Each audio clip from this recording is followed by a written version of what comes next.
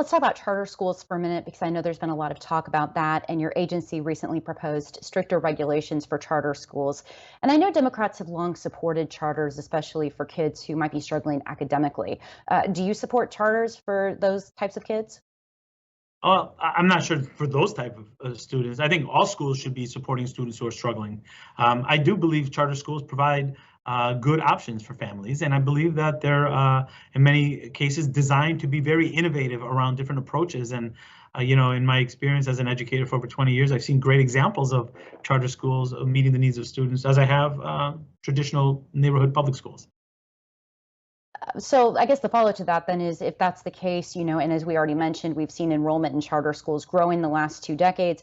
How do you respond to criticism from charter school advocates who say these new rules would make it unnecessarily harder for these types of schools to open and operate? I don't think that to be the case. I think there's a lot of maybe misinformation out there, and there's a feeling that we're not supportive of those schools. But if you drill down, we're not asking for anything different. We're proposing that partnerships do help when they have partnerships, and we're asking for information that we would want in other applications. It's not a specific thing just for charter schools. There should be no concerns about it because the information that we're asking for is nothing out of the ordinary. So do you dispute the characterization that it would make harder for charter schools to open then?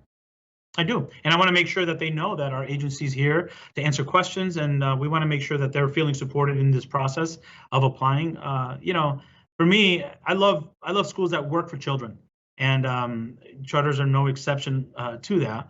But I also know that not only with charter schools, all schools, we need to make sure we know where the money is going and how those schools plan on serving the students that they have.